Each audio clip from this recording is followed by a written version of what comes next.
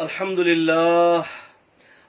لله رب العالمين والعاقبة للمتقين والصلاة والسلام على أشرف الأنبياء والمرسلين وعلى آله وصحبه أجمعين ومن تبعهم بإحسان إلى يوم الدين أما بعد فأعوذ بالله من الشيطان الرجيم بسم الله الرحمن الرحيم.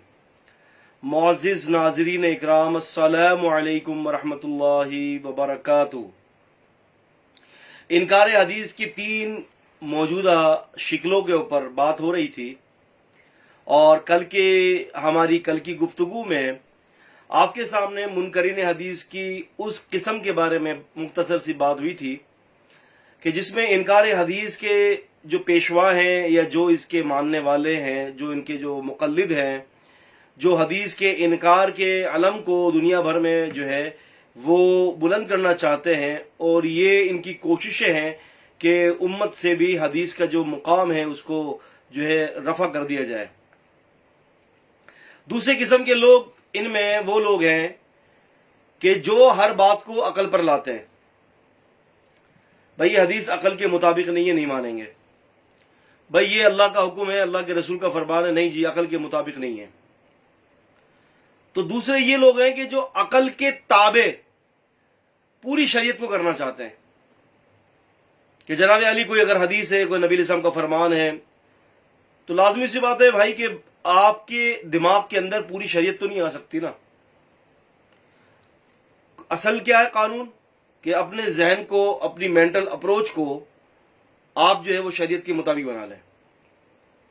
لیکن انہوں نے جو اس کی کاروائی ڈالی وہ الٹ کی ہے، اس کی اوندھی گنگا بہ رہی ہے. وہ کیا کہ جی پوری اس حدیث کا جو ذخیرہ ہے، رسول صلی اللہ علیہ وسلم کا جو فرمان عالی شان ہے، وہ ساری حدیثیں جو ہے وہ ذہن کے اوپر پوری آئیں گی، ہم اس کو مانیں گے.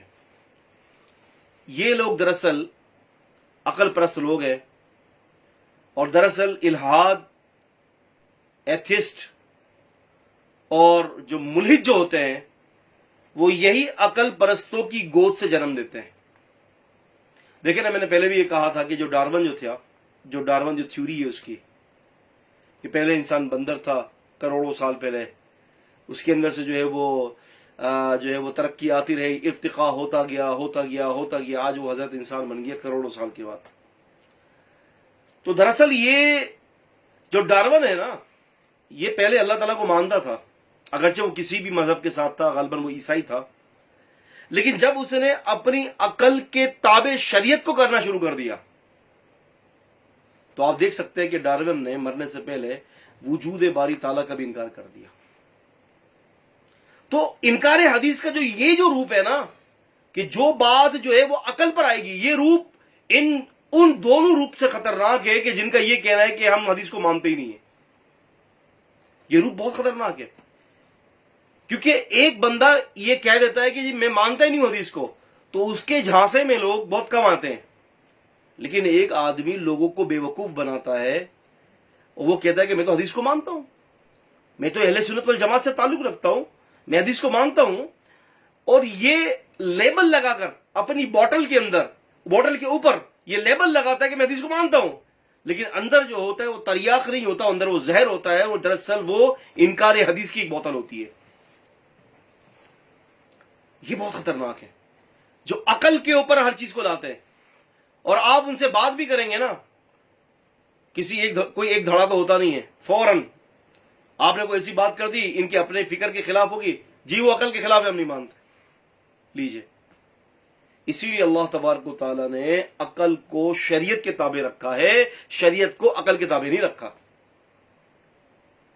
جب ابوبکر رضی اللہ تعالیٰ عنہ کو پتا چلا، مستدرک حاکم کے اندر امام حاکم رحمۃ اللہ علیہ نے صحیح سند کے ساتھ، امام ذہبی کی اس کی موافقت ہے اس کی سند کے ساتھ، وہاں پر امام حاکم فرماتے ہیں کہ ابوبکر رضی اللہ تعالیٰ عنہ جب سے ان کو یہ صدیق کا جو لقب ملا ہے، جو ملقب جو ہیں صدیق کے نام سے، وہ اسی واقعے کے بعد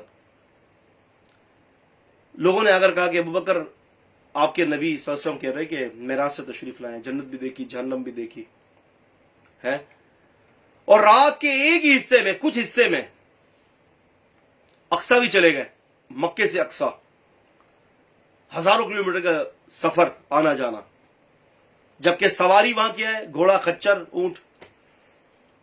ابو بکر رضی اللہ عنہ فرمایا کہ ٹھیک کہا، اگر ہمارے میرے نبی نے یہ کہا تو ٹھیک کہا۔ تو کہنے والے نے، متکلم نے کہا کہ ذرا عقل سے تو سوچو کہ یہ بات ہو سکتی ہے، اتنی بڑی بات نبی علیہ السلام نے کہہ دی آپ کے نبی نے۔ ابو بکر رضی اللہ عنہ فرمایا کہ ہم نے اپنی نبی کی اس سے بڑی باتوں کو قبول کیا ہے، اور وہ یہ ہے کہ ہم نے اس بات کو تسلیم کر لیا کہ ہمارے نبی پر وحی آتی ہے۔ ہم نے جب اس کو تسلیم کر دیا تو ہمیں یہ علم ہے اس بات کا کہ ہمارے نبی کے زبان مبارک سے حق کے سوا کچھ نہیں نکلتا۔ اب ابو بکر کی عقل تسلیم کرے کہ نہ کرے، ابو بکر کا ایمان تسلیم کرتا ہے کہ یہ حق ہے جو نبی صاحب نے فرمایا۔